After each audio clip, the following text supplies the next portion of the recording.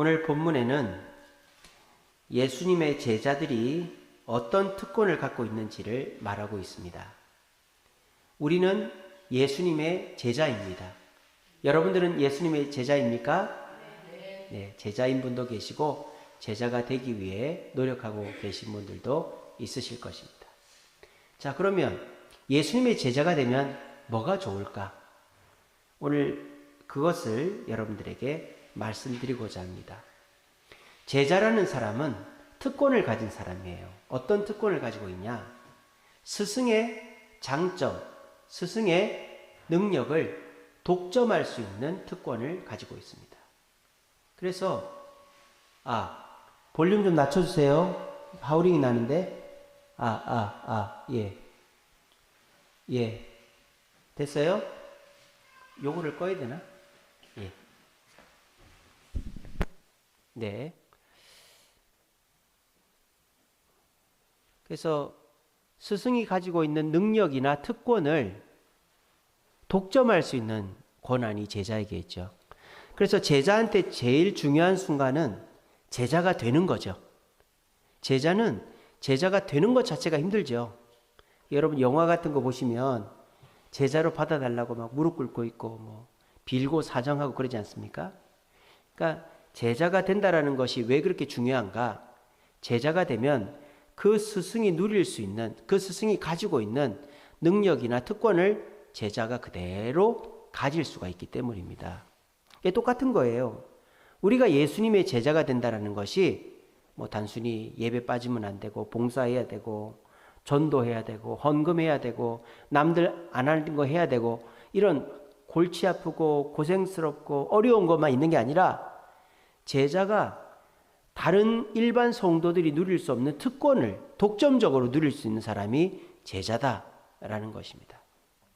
그래서 여러분들 중에서도 내가 이렇게 교회 열심히 나오고 봉사하고 헌금하고 전도하고 하는데 내가 이렇게 할 이유가 뭐지?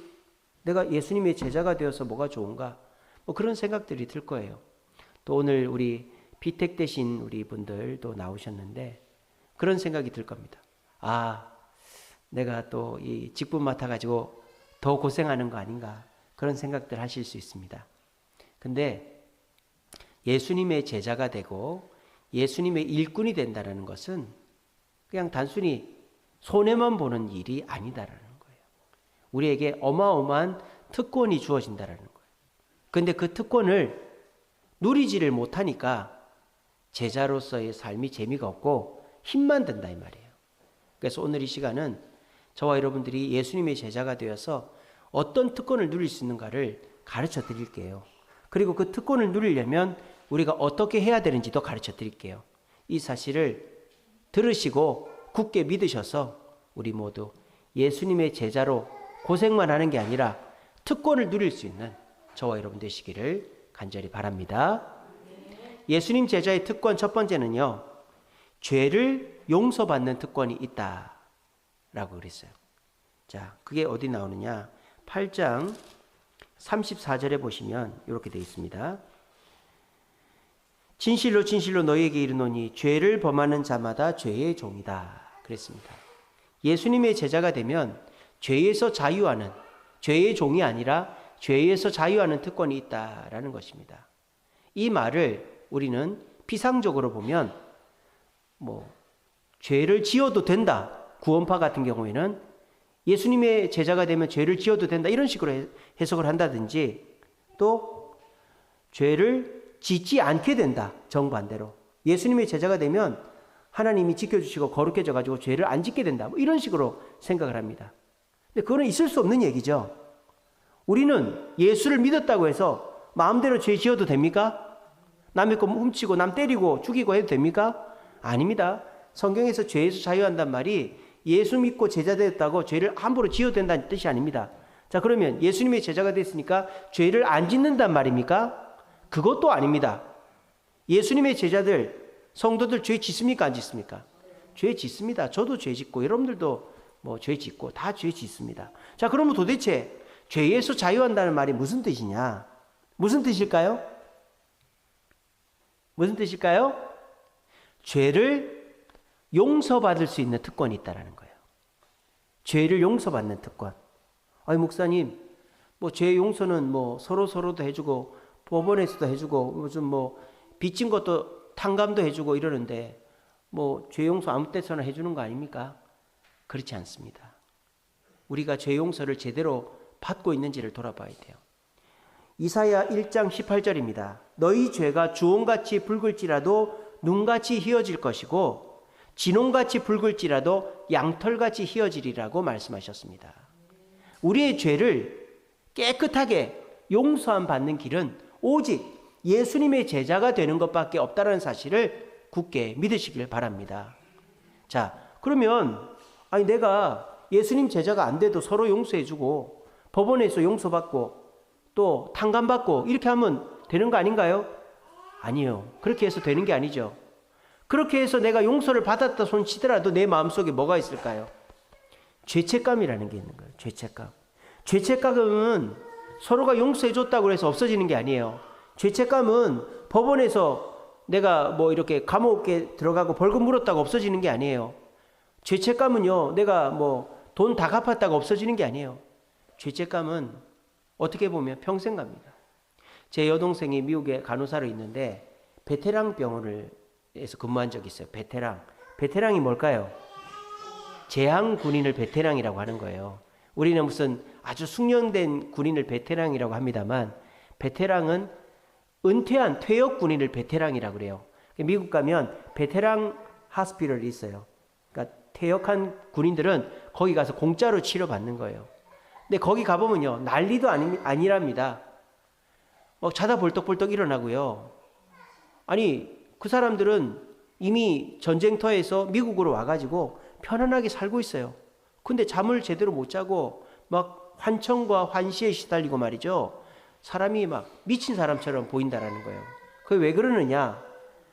자기가 전쟁에서 사람을 죽였고 자기가 뭐 만약에 죄가 있더라도 다 용서를 받았음에도 불구하고 그 죄책감은 씻어지지가 않는 거예요. 그래서 그 죄책감 때문에 정상적인 생활을 못하는 사람을 PTSD, 외상후 스트레스 장애라고 그러잖아요. 외상후 스트레스 장애를 겪는 사람들이 미국에 어마어마하게 많습니다. 그래서 지금 미국이 뭐 우크라이나 전쟁이나 이스라엘 전쟁에 참전 안 하는 이유가 그것 때문이에요. 그 전쟁에 이라크, 아프가니스탄 전쟁 갔다 온 군인들이요. 베트남 전쟁 갔다 온 군인들이요. 정상적인 사회생활을 못할 뿐더러 막 사회 문제를 일으키는 거예요. 그러니까 이 사람들이 그 결과에서 더 이상 우리나라에 그렇게 그 죄책감에 시달린 사람 더 만들면 안 되겠다. 그래가지고 군대를 안 보내는 이유도 있습니다. 그럼 우리의 죄책감을 완벽하게 없앨 수 있는 방법이 뭘까요? 예수님 안에서 자유함을 누리는 것이다 라는 겁니다. 그래서 저는 그렇게 얘기합니다. 죄 짓기 전에는 아주 겸손하고 아주 조심조심 해야 되지만 죄를 짓고 나면 어떻게 해야 된다? 뻔뻔해지시기 바랍니다. 여러분, 죄를 짓고 나면 뻔뻔해지세요. 여러분들이 죄를 짓기 전에는요, 마귀가 여러분들한테 와서 막 사정합니다. 야, 이거 한번 해봐. 아무 일도 일어나지 않아. 이거 하면 진짜 재밌다. 내가 아무도 모르게 해줄게. 막 그렇게 우리한테 죄를 지으라고 사정을 합니다. 근데 저와 여러분들이 그 죄를 딱 짓고 나잖아요. 그럼 마귀가 태도가 돌변하는 거예요. 너 죄 지었네? 너 그래놓고 교회 다닌다고? 교회 가지 마. 남들한테 소문낸다? 그런 식으로 우리를 협박하는 거예요. 여러분, 그럴 때 세상 사람들은 뭘 느껴요? 죄책감을 느낀다고요. 아시겠어요? 마귀는요, 우리나 세상 사람이나 똑같이 죄를 짓게 만들어요. 그렇게 해서 자기 이 소나기에 두는 거예요. 죄책감을 줘가지고. 근데 여러분들에게도 마귀가 그렇게 한단 말입니다. 근데 우리가 죄를 짓는 거는 어쩔 수가 없어요. 우리가 죄를 예수 믿고 난 다음에 적게 짓기는 해도 아예 안 지을 수는 없거든요. 그럼 죄를 짓는단 말입니다. 그럼 죄를 짓고 나면 죄책감이 생기죠. 그때 마귀가 슬그머니 와가지고 너 그렇게 죄 지어놓고 교회 가고 뭐 예배드리고 뭐 찬송하고 뭐 전도한다고 에이 때려쳐라 이렇게 한단 말이에요. 그럴 때 여러분 어떻게 하면 되는지 아십니까? 배째라 그러면 됩니다. 배째라 내 배째라 그래요. 어쩌라고 그래 나 죄 지었다 어쩌라고 나 예수 이름으로 용서받았거든 썩 꺼져. 그럼 마귀는 물러갑니다. 여러분 이거 믿으시기 바랍니다. 여러분 혹시 지난 주간에 뭐 실수한 거 있습니까? 지난 주간에 뭐 여러분들이 실수해서 돈 손해보고 사람하고 사이가 안 좋아지고 뭐 이런 거 있습니까? 그것 때문에 지금 마음이 복잡하고 막 그런 거 있습니까? 그래서 마귀가 여러분들한테 너 그렇게 해놓고 교회 가고 뭐 그렇게 해가지고 뭐 한다고 에이 때려쳐. 그럴 때 여러분들 뭐 제가 뭐 어떻게 하라고요? 배째라 그러세요. 그래 내 배째라. 어떡하라고? 예수님이 나 용서해 줬는데. 이게 뭐예요? 제자가 누리는 특권이라는 것입니다. 아무것도 아닌 것 같죠? 그게 아무것도 아닌 게 아니에요. 죄책감에 사로잡혀 있는 사람, 멀쩡한 사람인데 아무것도 못해요. 근데요, 우리가 그 죄책감을 떨쳐버리면요, 우리가 죄에서 자유하게 되는 겁니다. 그리고 이런 얘기 하실 수 있을 거예요. 그러면 죄 짓고 회개하고 죄 짓고 회개하고 그러면 그게 뭐 제대로 되는 삶이냐 그러죠. 여러분, 죄를 줄이는 방법은 내가 죄 지었을 때 벌 받는 게 아니라 용서받는 게 죄를 줄여가는 거예요. 아시겠죠? 내가 벌 받으면요, 내가 벌 받았기 때문에 그 죄를 또 짓는 거예요. 근데 용서를 받으면요, 미안해서라도 죄가 점점 줄어들게 되어 있습니다. 이게 제자의 특권이다라는 거예요. 여러분들이 지금까지 살면서 정말 죄 짓고 괴로워하고 죄책감 느끼는 거 머릿속에 막 지나가는 것들이 있을 거예요. 근데 그런 것들을 여러분들은 다 떨쳐버릴 수 있어요. 예수님 안에서 떨쳐버릴 수 있다고요. 근데 왜 그거를 계속 싸질머지고 가슴속에 묻어놓고 마귀가 충동질할 때마다 그것 때문에 밥도 안 먹고 출근도 안 하고 사람도 안 만나고 교회도 안 가고 혼자 방 안에 우두커니 내가 그때 왜 그랬지 이러고 있습니까? 여러분 그렇게 하지 마십시오. 한번 해보십시오. 마귀가 여러분들 죄짓게 만들어 놓고 막 여러분들 협박할 때 어떻게 하라고요? 배째라 그러세요. 배째라고. 어떡하라고? 예수님이 용서해 줬어. 너 따위가 나한테 뭐라고 그런다고. 그렇게 하십시오. 그렇게 하면 마귀는 여러분들을 절대 건들 수 없고, 마귀가 협박하는 게 있어. 사람들한테 소문낸다. 너 그래가지고 뭐 되겠냐. 절대 소문 안 나고요. 절대 여러분들 그것 때문에 문제가 생기지 않습니다. 오히려 그렇게 해서 마귀가 여러분들을 해코지하지 못하는 걸 경험하잖아요. 그러면 하나님께 더 미안해서라도 더 잘하려고 하게 되어지는 것입니다. 여러분, 예수님의 제자는 죄에서 자유하는 특권이 있습니다. 그것은 죄를 지어도 된다 또는 죄를 안 짓게 된다는 말이 아니라 죄를 짓지만 용서받고 죄책감에서 자유하게 된다라는 사실을 기억하시고, 지금 여러분들을 괴롭히고 있는 죄책감이 있다면 예수님 안에서 그 죄책감을 다 털어버릴 수 있는 저와 여러분들 되시기를 간절히 바랍니다. 두 번째로 예수님의 제자가 누리는 특권은 뭐냐면요, 예수님을 닮는 특권이 있다라는 거예요. 그게 뭐냐? 51절에 보시면 이렇게 되어 있습니다. 진실로 진실로 너에게 이르노니 사람이 내 말을 지키면 영원히 죽음을 보지 아니하리라 이랬습니다. 그러니까 예수님의 제자가 되면 죽지 않는다 이 말입니다. 자, 이것은 단순히 예수님 제자가 되면 천국에서 영생한다 이것만을 말하는 게 아니에요. 그거는 뭐 제자가 되든 안 되든 천국 가면은 의미가 없어요. 천국 가면요, 제자이든 아니든 상관이 없어요. 제자의 삶은 어디서 사는 거예요? 제자의 삶은 천국에서 사는 거예요? 아니죠. 천국에서는 제자든 뭐든 상관이 없어요. 그냥 하나님과 사는 거니까 제자로서 주님 앞에 충성하고 죄와 싸워 이기고 헌신하고 그런 일은 천국에서 하는 게 아니죠. 어디서 하는 거예요? 이 땅에서 하는 거예요. 그러면 영원히 죽지 않는다는 말이 단순히 천국에서 영생 복락한다는 말이 아니겠죠. 그죠? 자, 그러면 영원히 죽지 않는다는 말에 더 깊은 의미는 뭘까요? 영원히 죽지 않으시는 살아 부활하신 예수님을 닮는 특권이 우리에게 있다 이 말입니다. 자, 그러면 우린 예수님이 어떤 걸 닮는가? 요한복음 8장 12절입니다. 나를 따르는 자는 어둠에 다니지 않고 생명의 빛을 얻으리라 이런 말씀이 있습니다. 예수님의 제자가 되면 생명의 빛을 얻는다라고 말씀하셨습니다. 생명의 빛을 얻는다라는 것이 무슨 뜻이냐? 예수님을 닮아서 마귀를 이긴다는 뜻입니다. 생명의 빛에는 마귀가 얼씬거릴 수가 없죠. 여러분, 이 세상 사람들이 마귀를 이길 수 있을까요? 세상 사람들이 다 그렇게 얘기합니다. 제가 누누이 말씀드리지만 교회 다니면 말이야 뭐 하고 싶은 것도 못하고 먹고 싶은 것도 못 먹고 꼭 교회 가야 되고 막 교회에서 시키는 거 해야 되고 그렇게 불편하게 어떻게 살아? 불편한 거는 세상 사람들이죠.